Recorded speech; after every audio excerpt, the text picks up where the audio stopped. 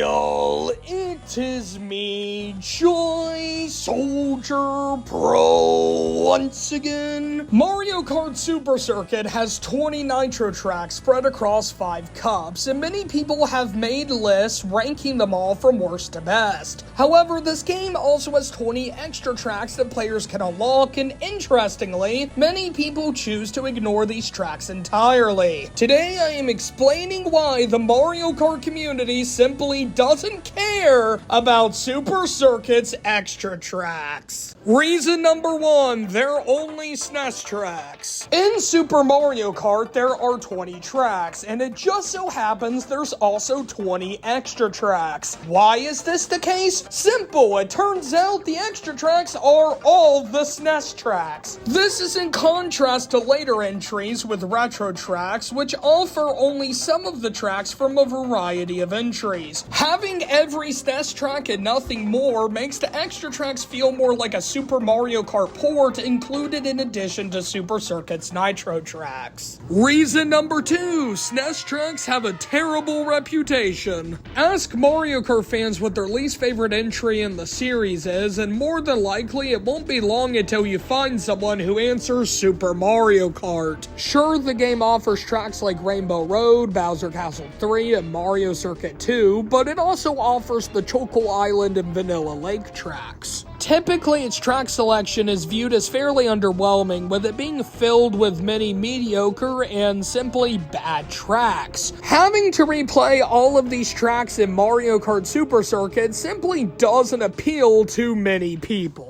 Reason number 3, they're SNES tracks, but worse. This is a common opinion I've heard shared about the extra tracks, and it's not hard to understand why. All of the hazards are gone, including pipes, oil slicks, Monty moles, and even thwomps. For whatever reason, the Vanilla Lake ice blocks seem to be the only thing exempt from this rule. The soundtracks are generally considered downgrades as well, with some people going as far as to call them some of the worst songs in the entire series. In addition to all of that, the visuals for every extra track is entirely different, because Super Circuit simply stole visuals from whatever nitro track it thought was most fitting. All of these changes in combination result in the extra tracks feeling similar to their SNES originals, but at the same time they feel slightly worse as well. Reason number 4, they're a pain to unlock. These tracks are literally the most difficult tracks to unlock in the entire Mario Kart series. First, you have to rank first overall in a Nitro Cup, which itself isn't too bad. The difficult part is then you have to replay the cup, and you have to get at least 100 coins through the Grand Prix, after which point you will then unlock one of the extra cups. And yes, this means you have to do the same tedious process